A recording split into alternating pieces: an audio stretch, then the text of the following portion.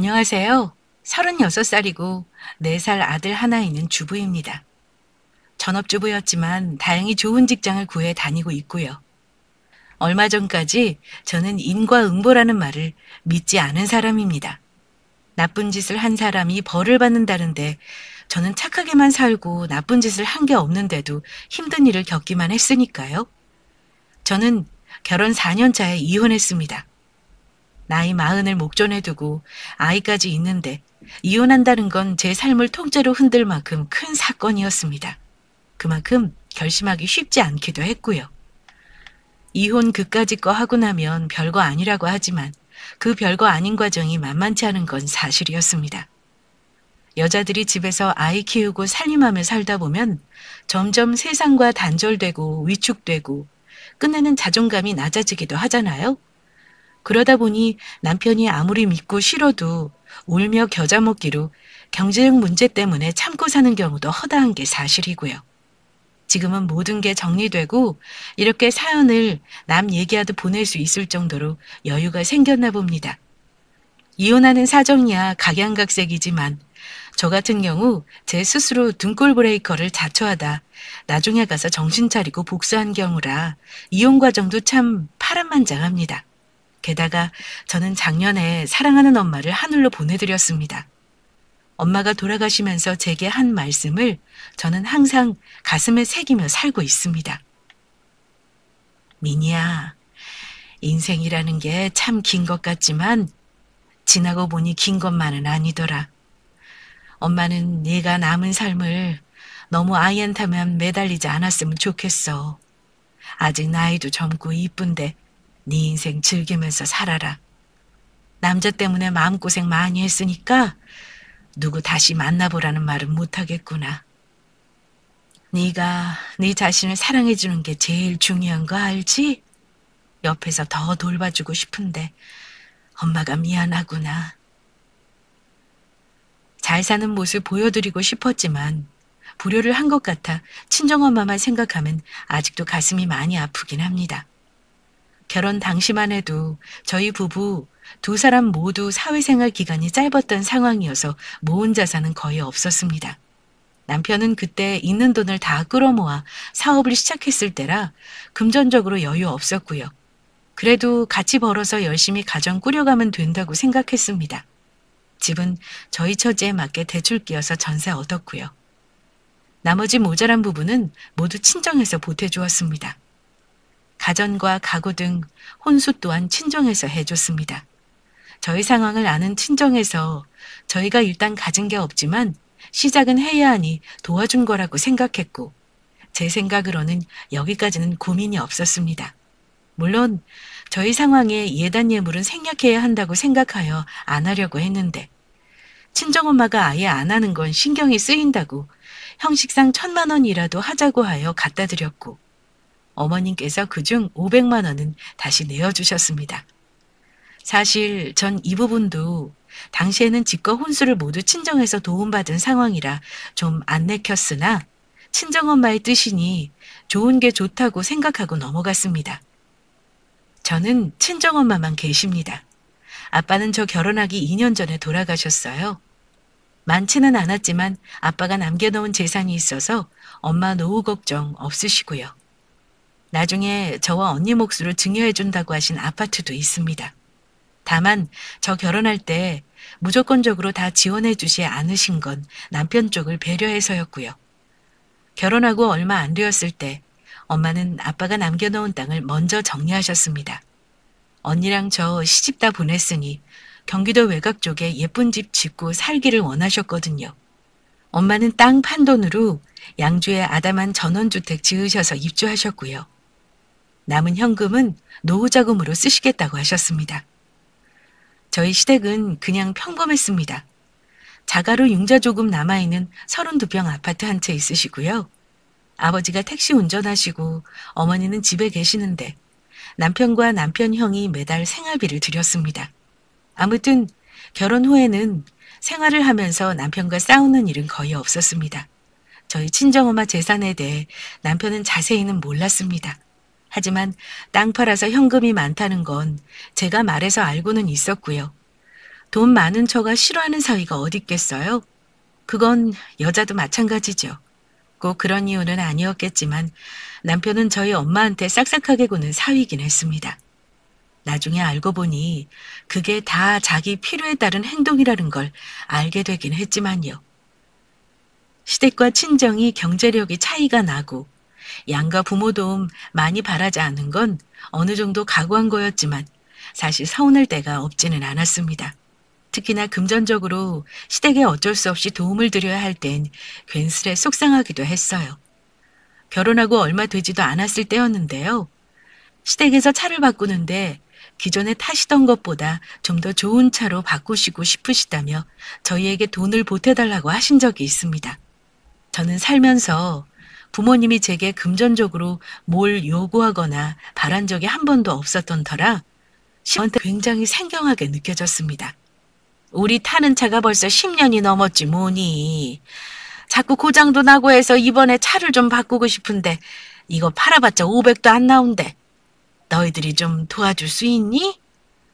물론 사치성으로 차를 바꾸시는 건 아니었고 중소형 저렴한 차로 바꾸시려고 하시긴 했지만 일단 목돈이 드는 일이라 저는 시부모님의 요구가 좀 부담스러웠습니다.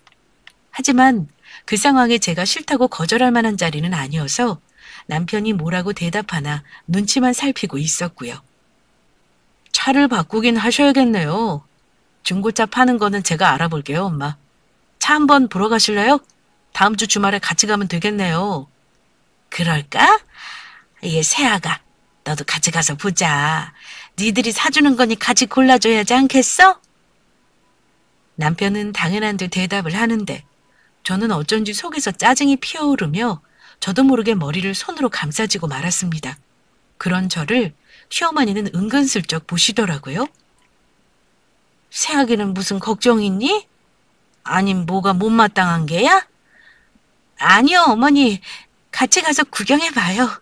우리 부부가 갖고 있는 돈은 사실 결혼 때 친정에서 시작을 도와준 덕에 그나마 모아놓은 것이고 대출도 있으며 이제 조금씩 모아가는 시점이었는데 목돈이 나갈 일이 생겨버리니 기운이 빠지더군요. 물론 따지자면 남편이 돈을 많이 벌기에 시부모님 입장에서는 받을 수 있다고 생각하셨던 것 같습니다. 결혼하고 명절이나 어버이날이 되면 용돈으로 양가 부모님께 모두 드렸는데 친정엄마는 저희가 50만 원을 드리면 100만 원을, 30만 원을 드리면 50만 원으로 돌려주시면서 이러십니다. 이서방 사업 힘들다며? 네가 무슨 돈이 있다고 이렇게 엄마까지 많이 챙겨주고 그래. 엄마는 괜찮으니까 이거 도로 넣어놔. 엄마, 매달 용돈 드리는 것도 아닌 게 자식 노릇도 못하게 할 거야? 걱정 말고 이건 엄마 친구분들하고 식사 함께 사잡숴요. 제가 거절하고 다시 돌려드려도 엄마는 어떻게든 가방에 몰래 넣어놓거나 계좌이체를 해주시며 맛있는 거 잘 챙겨 먹으라고 제게 돌려주십니다. 제 생일과 남편 생일 때도 축하한다며 항상 돈을 보내주시면서 맛있는 거 먹으라고 하시고요. 물론 주고 싶은 것도 저희 친정엄마가 주시고 싶어서 주시는 마음이고 받으시는 것도 아들 키우시는데 고생하셨으니 받으시는 마음 모두 문제 없다고 생각합니다. 그런데 그나마 있는 돈을 차 바꾸는데 드리려고 하니 밑 빠진 독에 물 붓는 기분이 들더라고요. 평소에도 친정에서 용돈 받아서 시댁 갖다 드리는 것 같은 기분이 들고 시댁에서는 하나도 도움받은 게 없고 모두 친정에서 도움받았는데 억울한 것 같은 계산적인 마음이 드는 건 어쩔 수 없었습니다. 돈 문제는 아무래도 예민하고 자존심을 건드는 문제가 될 수 있어서 남편한테 속 시원하게 터놓고 말은 못하고 조심스럽게 돌려서 말을 했었죠. 여보, 우리도 이제 막 목돈을 모아야 하는데 덜컥 차 사는 게 모은 돈 전부 다 드리는 건 아닌 것 같아. 내가 말씀드리기도 참 어렵고 그러네. 당신 생각은 어때? 당신이 정 그럼 부담 가지 않는 선에서 보태드리지 뭐. 한 1,000만 원 정도면 괜찮은 거지?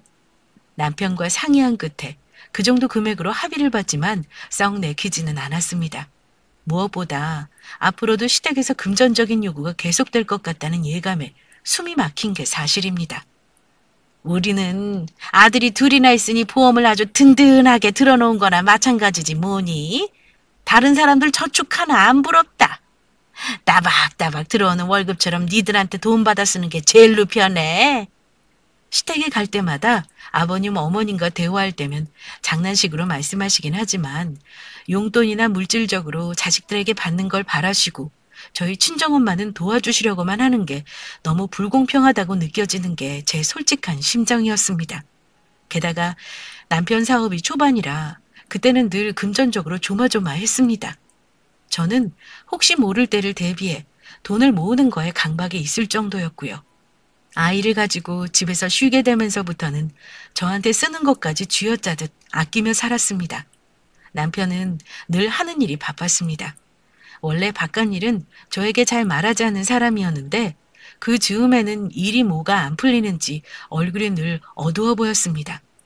몇 날 며칠을 집에서 말도 잘 안 하고 나가서 담배만 피워대길래 답답해서 제가 먼저 물었던 적이 있었습니다. 당신 무슨 안 좋은 일 있어? 혼자만 끙끙대지 말고 나한테 말해보지 그래? 제가 캐묻자 남편은 낙담하듯 털어놨습니다. 자금 회전이 안 좋아서 그렇지 뭐. 수표 발행한 건 많고 돈은 없으니 발행한 날짜 다가오면 숨이 막힐 지경이야. 직원들을 내보내서 인건비를 줄여야 할지 고민이네. 그렇다고 일하는 직원을 잘라버릴 수는 없는 거지. 대체 얼마나 힘들길래 그래? 글쎄 한 1억 5천 정도 되려나 봐. 하루하루가 아주 피가 말라 죽겠다. 우리 집이라도 전세 내놔버리고 월세 살고 싶은 심정이야. 얼마 안 있으면 아기도 태어나는데 그런 말을 왜 해? 그럼 나는 어쩌라고? 방법을 찾아봐야지, 어? 남편은 운영하는 사업이 작업난을 겪으면서 많이 힘든 듯 했습니다. 제가 모은 돈 일해봤자 결혼 때 쓰고 남은 거라 택도 없는 수준이었고요. 저 역시 남편이 금전적으로 힘들다고 하면 불안한 마음이 들었습니다. 일을 쉬고 있는 상황에서 생활비며 뭐며 남편에게 전부 의지하고 있는 상황이었거든요. 한 달이 넘게 돈을 빌리러 동분서주하는 남편을 보는데 물론 친정엄마에게 돈 빌릴 생각을 안 한 건 아닙니다.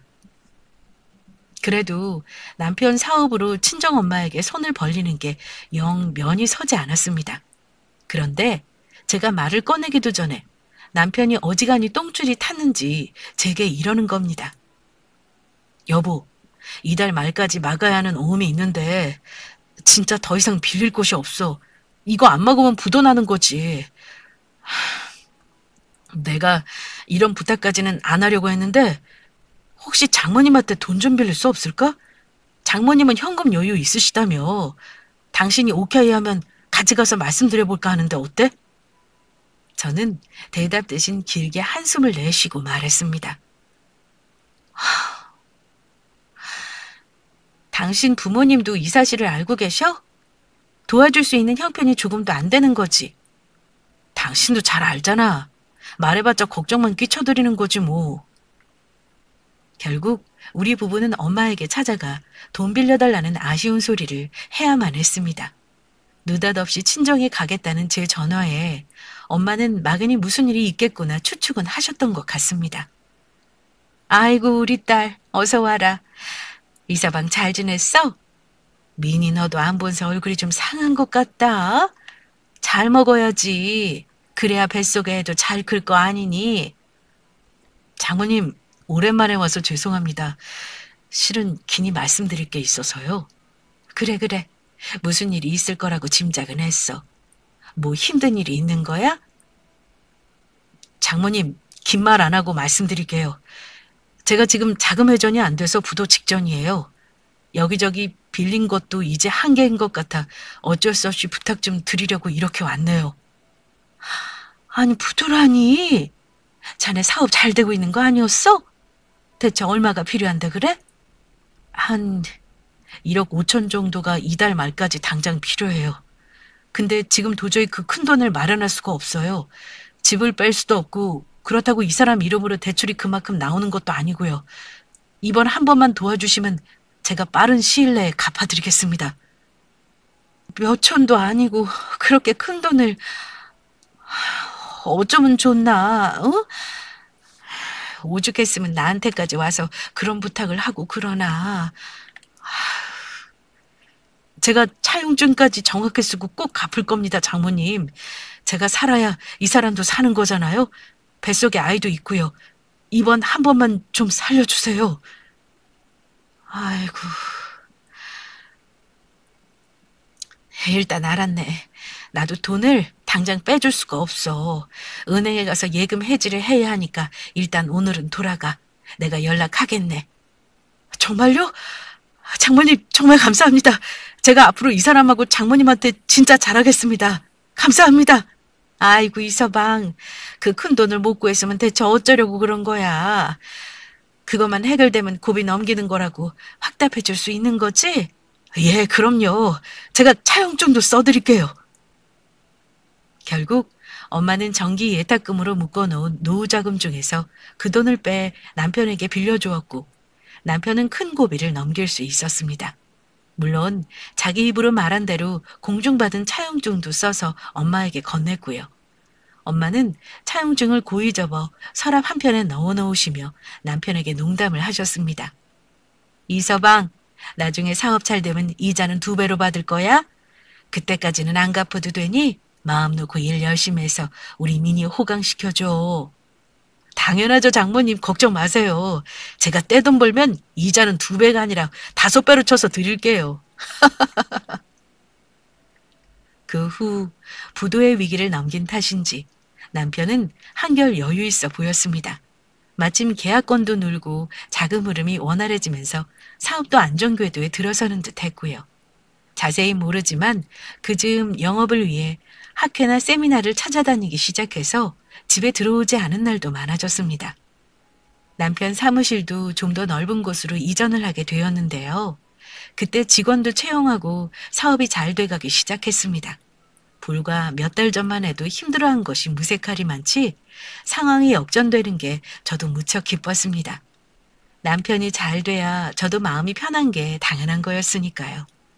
그 후 제 인생은 편한 비단길만 펼쳐질 거라 생각했습니다. 첫 아이를 낳고 육아를 하면서 저는 온통 아이 키우는 거에 정신이 쏠려 있었고 남들처럼 정신없는 하루하루를 보내야 했습니다. 그때도 남편은 늘 바빴고요.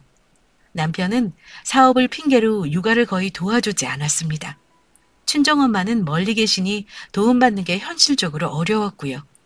남편이 주는 생활비를 꼬박꼬박 받았으면서 집에 있는 게 편하다고 하실 수도 있지만 사실 치사하게 느껴진 적도 많습니다. 자기 부모한테 용돈은 꼬박꼬박 주면서 저한테 생활비를 줄 때는 늘 나처럼 편하게 사는 여자 없다며 생색내기 일쑤고 장모님 용돈 드리라며 한 번을 챙겨주지 않았습니다. 게다가 엄마한테 빌린 돈도 슬슬 갚았으면 좋겠는데 제가 슬쩍 빌린 돈 얘기를 꺼내면 남편은 신경질부터 냈습니다. 내가 설마 당신 엄마 돈 떼어먹을까 봐 자꾸 재촉하는 거야? 당신 생활비에 우리 엄마 용돈에 나도 힘들어. 지금 사업 잘 되고 있으니까 내년부터는 나도 조금씩 갚아드릴 거야. 그러니까 자꾸 나한테 빚 갚으라고 하지 마. 이런 식으로 나오니 친정엄마한테 늘 죄송한 마음이었습니다.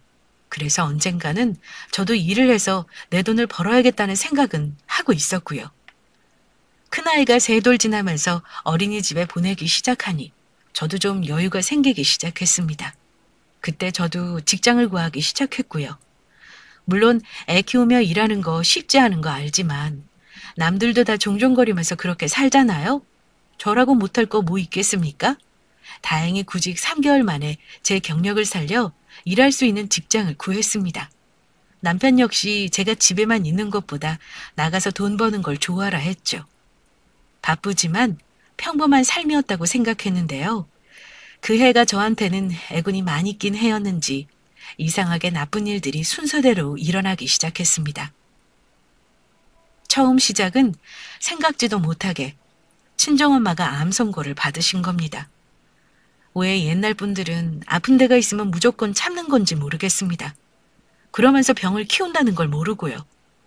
제게 말도 안 하고 혼자서 병원에 다녀오신 엄마는 결과를 받아들고 나서야 할 말이 있다며 저를 보자고 하셨습니다. 엄마 목소리를 듣고 이상하게 불안을 느낀 저는 아이를 데리고 급히 엄마 집에 갔고요. 엄마는 담담하게 말하는데 저는 너무 큰 충격을 받았습니다. 미니야, 놀라지 말고 잘 들어. 엄마 난수암이래. 엄마 오래 못 산단다. 전이까지 돼서 수술도 못 한다는데 엄마 아픈 건 괜찮은데 너희들 힘들어할까봐 엄마는 그게 걱정이야. 저는 엉엉 울면서 엄마에게 말했습니다. 엄마, 걱정 마. 요즘 암이 무슨 병이야? 내가 엄마 어떻게든 낫게 할 거니까 엄마는 나을 생각만 해. 내 앞에서 죽는다는 소리 하지 마라. 알았지? 아휴, 엄마도 오래오래 살고 싶지만 그게 마음대로 되는 게 아니잖아. 순리대로 받아들여야지. 어쩌겠니? 저는 엄마를 시골에 놔둘 수 없어 일단 서울의 큰 병원으로 전원을 하기로 결심했습니다. 엄마와 앞으로 투병 계획을 상의하고 남편에게도 소식을 알렸죠. 언니는 전주에 사니 사정상 엄마를 데리고 병원에 다닐 수 있는 형편이 아니었습니다. 그래서 저희 집에 엄마를 당분간 모시고 병원에 다니며 항암을 할 계획이었습니다. 내려간 김에 엄마를 모시고 올까 했지만 엄마가 집 정리할 시간이 필요하다고 해서 일단은 그냥 올라왔고요. 엄마 상태를 얘기했는데 그날따라 남편은 제 말을 듣는 둥 마는 둥 하는 듯 했습니다. 여보, 대체 무슨 생각을 하는 거야? 우리 엄마 많이 아프셔서 오래 못 사신다고. 내 말 듣고 있는 거야? 듣고 있어. 그래서 장모님은 어쩌신데? 어쩌긴. 하는 데까지 해봐야 하는 거 당연한 거 아니야? 큰 병원으로 옮겨서 치료해야지. 내가 엄마 우리 집으로 모시고 와서 돌봐드려야 할 것 같아. 뭐? 장모님을 우리 집에서? 당신은 나하고 상의도 없이 그런 결정을 하면 어쩌자는 거야? 엄마가 여기 사시는 것도 아니고 병원에 검사받고 치료하는 동안만 모시는 건데 그게 당신 허락까지 받을 일이야? 당연한 거 아니냐고. 그건 당신 생각이지. 집에 늦게 들어와서 편하게 쉬고 싶은데 그러지도 못할 거 아니야. 나는 단 며칠이라도 불편해. 당신 엄마를 굳이 왜 우리 집에 모셔야 해? 당신이 모시고 왔다 갔다 하면 될 거 아니야. 당신 그걸 말이라고 해? 2시간 넘는 거리를 내가 무슨 수로 왔다 갔다 하냐고. 그럼 당신 우리 엄마한테 빌린 돈 내놓던지. 급한 대로 오피스텔이라도 얻어드릴게. 뭐? 결국 그거네. 나한테 돈 빌려줬다고 지금 유세 떠는 거야? 유세? 당신 무슨 말을 그렇게 해? 급할 때는 간 쓸게 다 빼줄 것처럼 우리 엄마한테 돈 달라 그러더니 우리 엄마 아파서 얼마 살지도 못한다는데 우리 집에 계시는 게 그렇게 싫어? 정말 실망이다. 당신이 뭐라고 하든 상관없어. 꼴 보기 싫으면 당신이 집에 안 들어오면 그만인 거야. 내 맘대로 할 거니까 상관하지 말고 집에 들어오든지 말든지 마음대로 해. 그리고 다음 달부터 당장 우리 엄마 돈 나눠서 갚아줘. 당신 충분히 갚을 능력 되는데 미루고 있는 거 내가 모를 줄 알아? 저는 남편에게 너무나 실망스러웠습니다. 저렇게 나오는 건 전혀 생각지도 못했고요. 그런데 웃긴 게 남편은 제가 들어오지 말라는 말에 정말로 집에 띄엄띄엄 들어오기 시작했습니다. 하지만 엄마 문제가 더 급했던 저는 일단 엄마를 집으로 모시고 와서 병원에 모시고 다니느라 다른 데 신경 쓸 겨를이 없었습니다. 직장에 다닌 지 얼마 되지 않은 시점이라 일하면서 엄마를 돌봐야 했기에 많이 힘들었습니다. 저는 어떻게든 엄마가 수술이라도 받을 수 있길 바랬죠. 그런데 병원에서는 엄마 상태가 안 좋다면서 이대로라면 여명이 6개월에서 많이 버텨봤자 1년이라며 힘든 치료보다는 통증 조절이나 완화의 목적을 두고 요양하기를 권했습니다. 엄마도 불필요한 치료로 몸이 힘든 걸 더 이상 원치 않으셨고요. 엄마만 생각하면 너무 슬픈데 또 생활을 안 할 수는 없잖아요.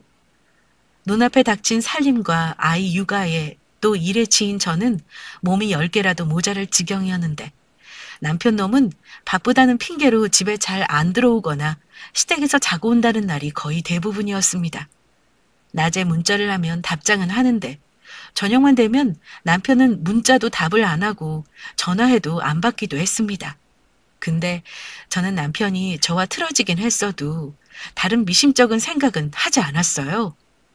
연애 때도 그렇고 이제껏 봐온 남편의 모습 중에 여자에 대해 의심하거나 걱정시킨 적이 없었기에 그냥 뭔가 확인해 볼 생각도 안 하고 넘어갔죠. 그런데 친정엄마가 요양병원에 입원하고 나서도 집에 잘 안 들어오는 기간이 계속 이어지더군요. 심지어 주말에도요. 그러다가 충격적인 사실을 우연히 알게 되었습니다. 우연히 확인한 블랙박스 영상에서 여자를 태우고 다정한 대화를 나누는 장면을 발견한 거죠. 처음에는 데리고 있는 여직원인 줄 알았습니다. 그런데 대화 내용은 절대 사장과 직원이 할 수 있는 내용이 아니었어요. 너를 만난 게 선물이라는 둥, 내가 1년만 어렸어도 너랑 8년을 만났다는 둥, 너에게 더 믿음을 주고 싶다는 둥. 저는 그때 남편이 외박을 하거나 주말에 세미나니 학회니 간다고 한 것이 모두 그 내연녀와 놀아나느라 그랬다는 걸 알게 되었습니다.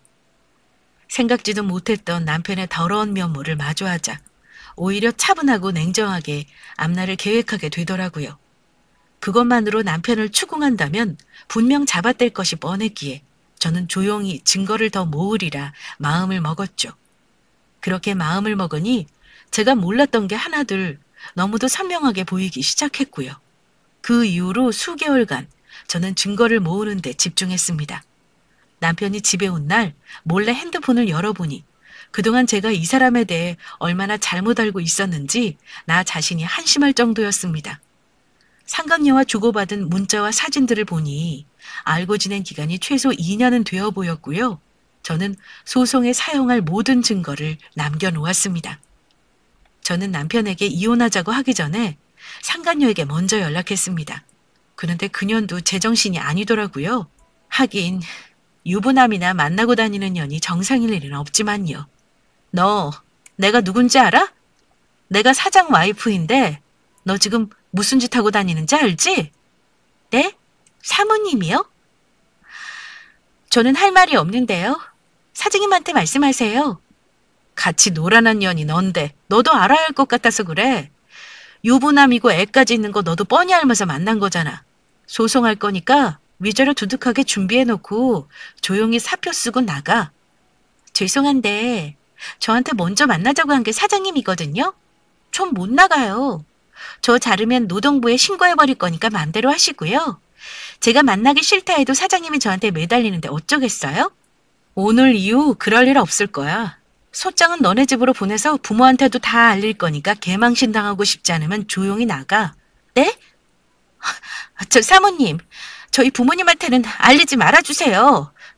그러면 하라는 대로 할게요. 지금 나랑 통화하면서 유부남인 거 알고 있었다는 거랑 언제 남편이랑 만났고 언제 잠자리 했는지 기억나는 대로 다 말해.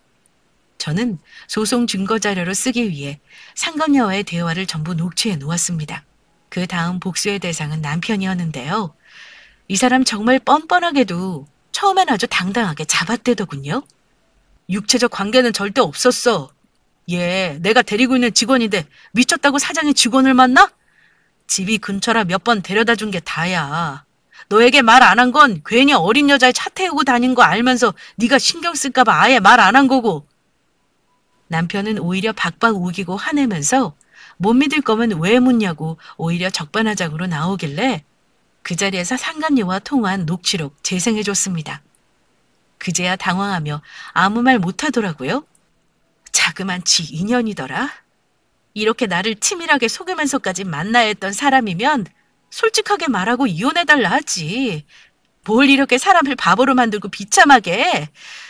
그동안 나한테 바쁘다고 거짓말하면서 그년 만나러 다니니 좋았어? 이제 이혼해 줄 테니까 실컷 만나. 아예 데리고 살지 그래? 아, 그전에 돈 마련해놔라. 우리 엄마 돈 일시불로 내놔. 그리고 집 뺄 거니까 당신은 이 집에서 나가. 앞으로 우리 시원이 볼 생각도 하지 말고. 그러자 갑자기 남편은 무릎까지 꿇으며 여보, 내가 잘못했어. 어차피 지금은 만나지도 않아.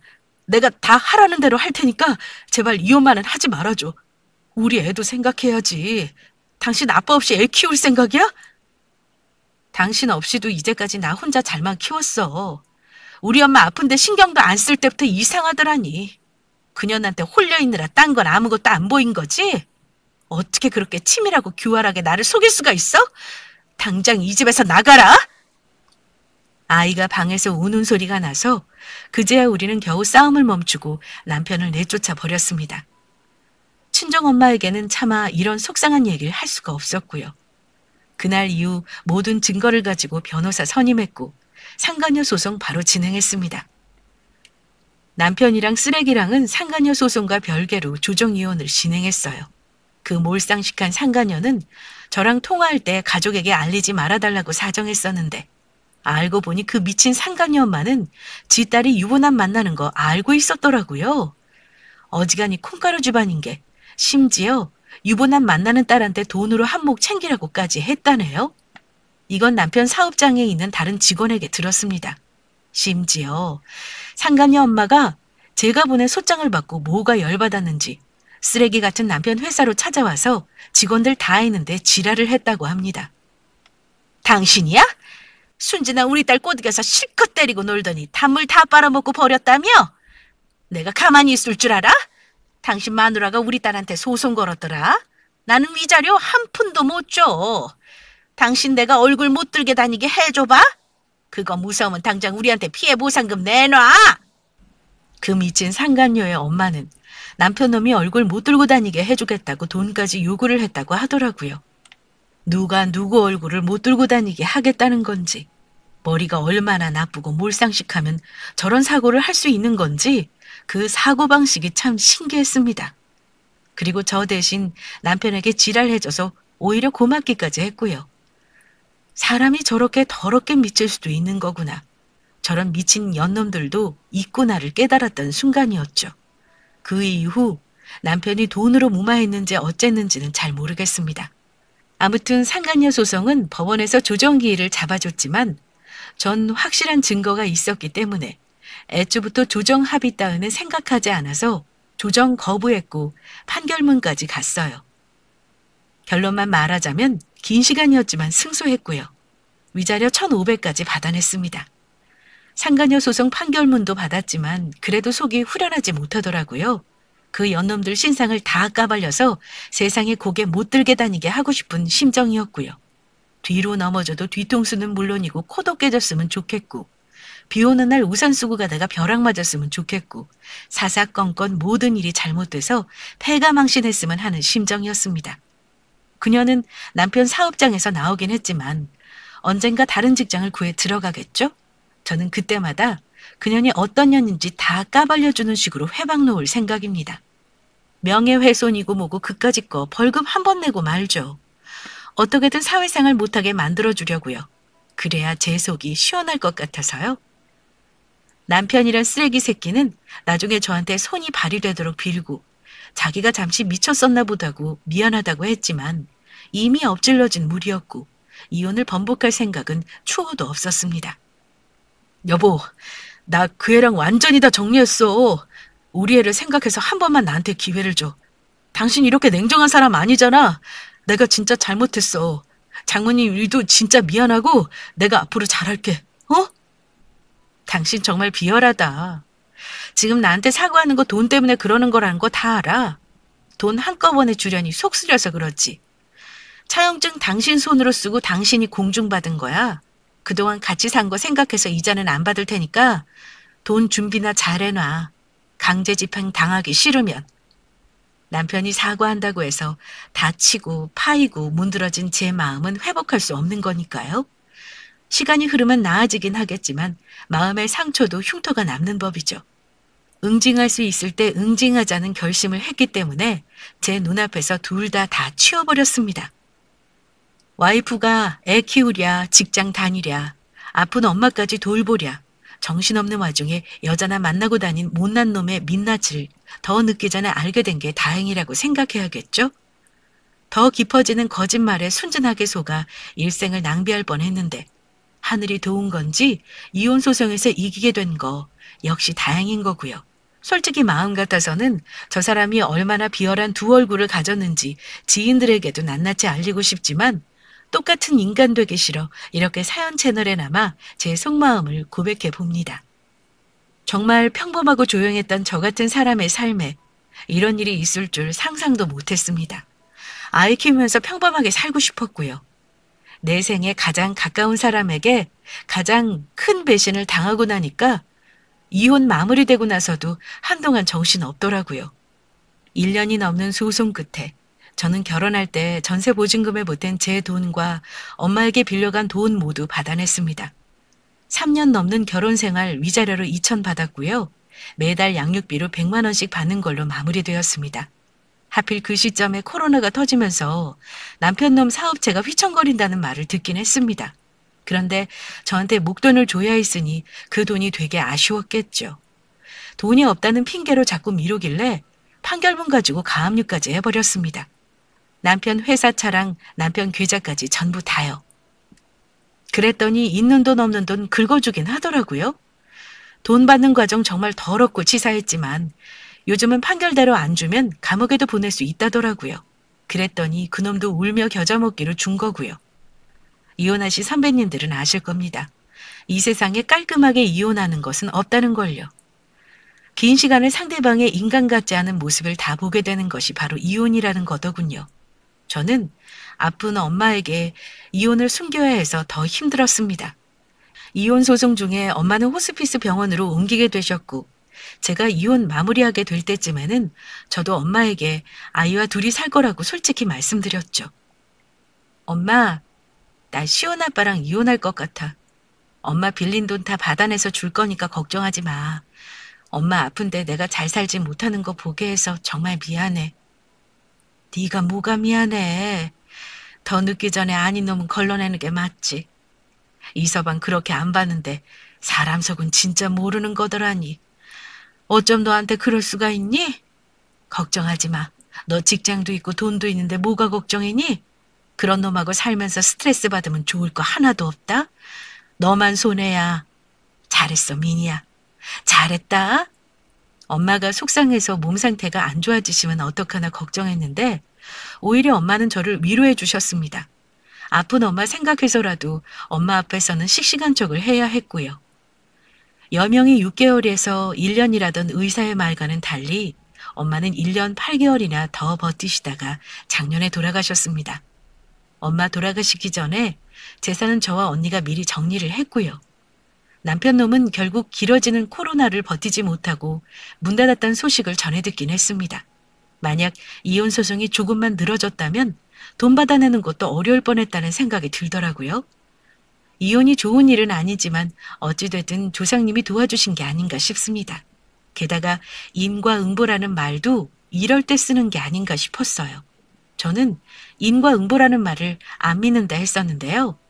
결국은 사람 일이라는 게 자기가 저지른 일은 자기가 갖게 되어 있다는 거 다시 한번 느끼게 되었습니다. 저는 제 선에서 할 수 있는 복수는 했다고 생각합니다. 어쨌든 상간녀에게 직장도 관두게 했고 위자료를 받았으니 벌 줬다 생각하고요. 남편에게도 받을 만큼 받았고 제가 망하게 한 건 아니지만 인생 꼬였으니 벌 받았다 싶고요. 하지만 그렇다고 제 마음속 상처나 분노가 완전히 사라지지는 않을 것 같습니다. 하지만 이제는 다 지나간 일이 되었으니 내 새끼만 생각하면서 열심히 사는 데 집중하려고요. 다행히 친정엄마 덕분에 경제적으로 풍족하게 아이 키울 수 있을 것 같아요. 남편 놈이 양육비를 제대로 줄는지 걱정은 됩니다. 짐승도 자기 새끼 귀한 줄은 아는데 안 주면 법대로 처리할 생각이고요. 더 잘 이겨내고 잘 살고 싶어요. 용기 주는 말 한마디 해주시면 큰 힘 될 것 같습니다. 여기까지 제 사연 들어주신 분들께 감사드립니다.